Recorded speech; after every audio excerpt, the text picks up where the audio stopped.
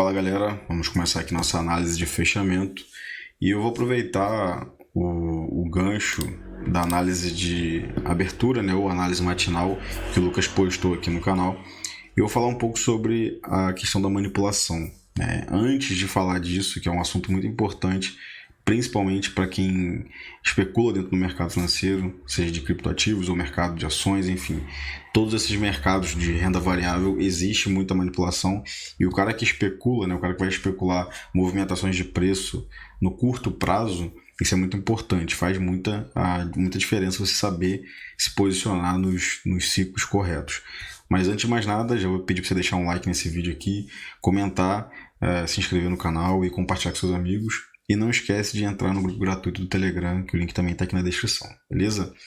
Antes de falar da manipulação, né, aproveitar o que o Lucas falou pela manhã, eu queria chamar a atenção para o meu último vídeo, o que eu falei nesse último vídeo, que eu achava muito interessante o fechamento do Bitcoin acima da 34. Ele tomou a absorção depois que ele fez um fechamento acima, tomou absorção e agora está tentando de novo fechar abaixo. E esse candle, por exemplo, que é o gráfico diário, ele vai fechar daqui a pouco, daqui a 1h30 mais ou menos. Esse fechamento aqui é importante também, é preciso fazer esses fechamentos acima dos 30.400, que é o preço da 34 no diário. Fica mais interessante para a gente acreditar aí no movimento de alta até a região dos 35, 37, beleza? E o que eu quero chamar a atenção para vocês? Porque no meu último vídeo eu falei dessa absorção aqui e de uma possível divergência a favor do movimento de alta que estava acontecendo no IFR no Bitcoin, que seria a renovação de máxima do topo anterior, não de máxima, a renovação do topo anterior aqui no gráfico do IFR, só que no preço não estava acontecendo.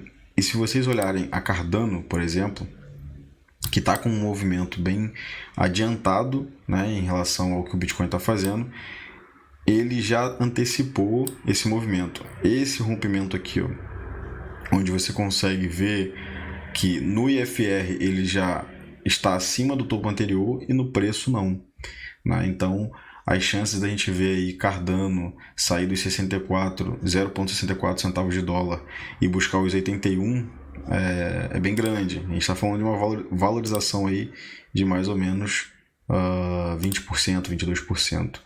Lembrando que isso aqui é um gráfico diário, então não vai ser muito rápido essa movimentação caso ela aconteça, vai levar alguns dias. Se bem que teve um ativo aqui que subiu mais de 800%, mas provavelmente foi por um outro motivo. Beleza? Então eu ficaria de olho aí em Cardano, principalmente, né, se Bitcoin fechar acima da 34. O Bitcoin está corrigindo em cima da 34 de novo e Cardano está lá ganhando as suas regiões de preço em direção à próxima região de resistência, né, que seria a região da média de 89. Então fica de olho em Cardano aí, que pode dar esse movimento aí bem direcional. Mas o que eu quero falar sobre manipulação é o seguinte: o que a gente precisa entender é que quem manda no mercado é quem detém muito dinheiro, né? São os grandes fundos, os grandes bancos, enfim. Todo esse dinheiro inteligente, que é o que a gente chama de smart money, eles nunca vão querer comprar em região caro e nunca vão querer vender em região barato. Isso é meio que uma lógica, né? Meio óbvio isso. Ninguém quer comprar barato, ninguém quer comprar caro e vender barato. Normalmente a gente quer o quê? O oposto.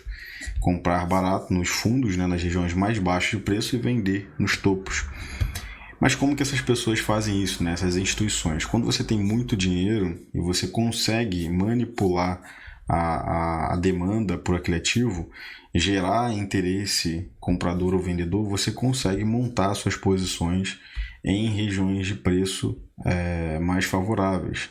Por exemplo, se você fosse uma pessoa que tivesse muito dinheiro para comprar Bitcoin agora, na região de preço que ele está nesse exato momento, olhando o passado do gráfico, você compraria Bitcoin agora ou não, né? Acredito que a maioria das pessoas pensariam em comprar Bitcoin agora. Por quê? Porque está numa região relativamente barata em relação a todos os preços atingidos no passado. Bitcoin chegou a valer quase 70 mil dólares, hoje vale 30. Então é uma região de preço barato. Só que se você tem muito dinheiro para comprar, você não vai sair comprando tudo de uma vez só. Por quê? Porque a gente sabe que em cada região de preço, em cada faixa de preço, existe uma oferta determinada pelo ativo. Então tem gente comprando e vendendo a todos os preços.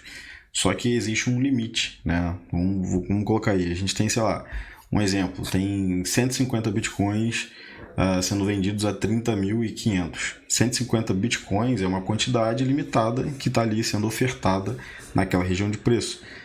Se você tem muito dinheiro e você sai comprando tudo, o que acontece se você consumir, né, comprar todos esses bitcoins nessa região de preço?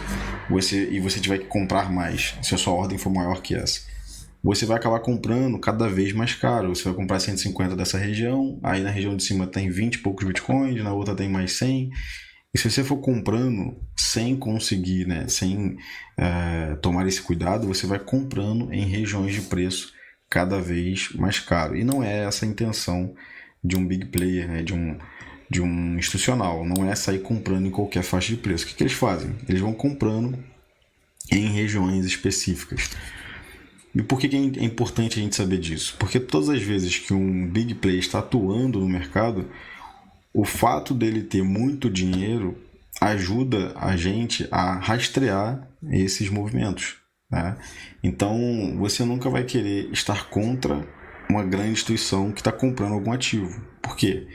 Se você sabe que um fundo milionário, bilionário, está comprando Bitcoin agora, por que você venderia o seu Bitcoin? Se esse fundo bilionário que tem recursos pra caramba está comprando nesse exato momento.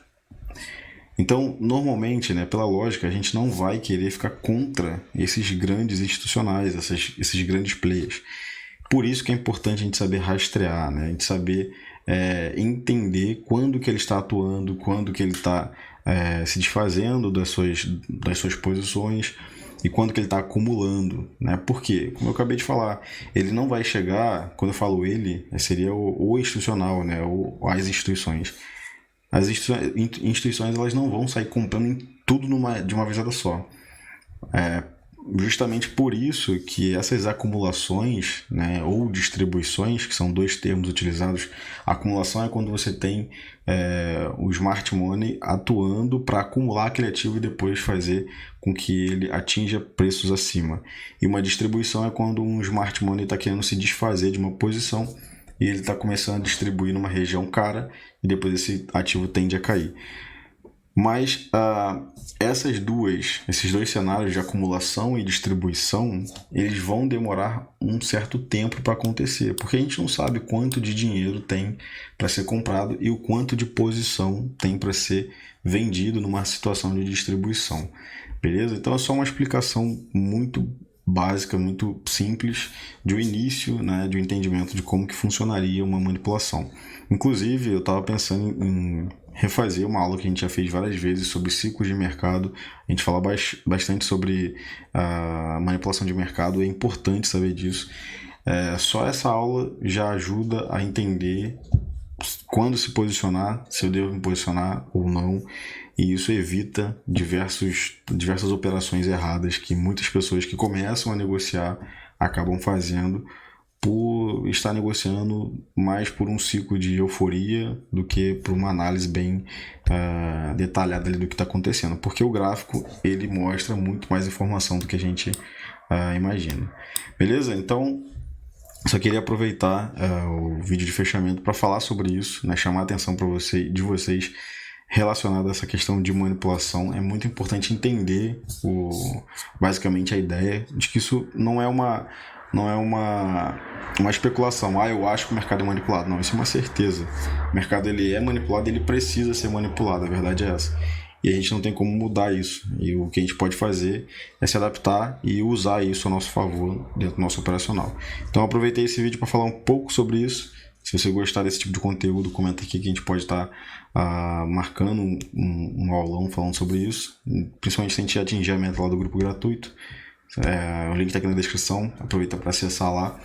E também falar de Cardano, chamar a atenção aí para quem tiver interesse e ficar de olho que Cardano pode vir buscar essas regiões de preço aqui da média. Tá muito antecipado o movimento de Cardano em relação ao Bitcoin, beleza? Então é isso, espero que o vídeo tenha te ajudado. Se você gostou do conteúdo, deixa o like, se inscreve, ativa as notificações e a gente se vê no próximo vídeo. Valeu!